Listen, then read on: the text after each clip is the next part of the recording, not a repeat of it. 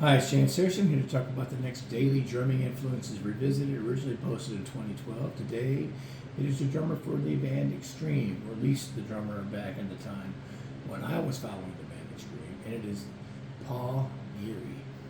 Extreme's a band out of the Boston area, but I have to credit James Lancaster, a musician in Boise, Idaho, and one of my former students, and his name was Chris, and I'm drawing a blank on his last name still, for turning me on to Extreme. And James was a huge fan of Nuno Betancourt, and I became a huge fan of his guitar playing because of the rhythms. Obviously, he could do all that stuff, but a lot of the rhythms that he used, I think, were really cool. And the way that that band meshed together, to me, was perfect. And everybody on the radio was going to, More Than Words was huge. It's a beautiful song. It's one of the best songs ever written for that context. But if that's what you think of the band Extreme, you don't know the band Extreme. Because that band can do a variety of styles. And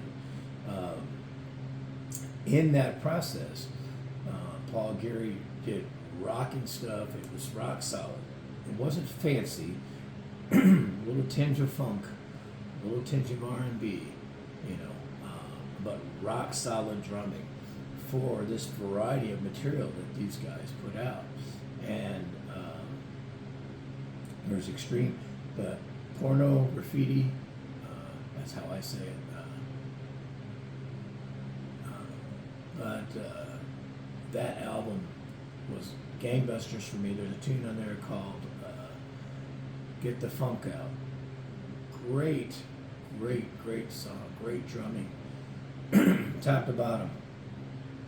The two hits off there that you probably are familiar with are More Than Words and Wholehearted, which are great pop-oriented rock songs. But if you listen to the album, again, a whole slew of styles in one album.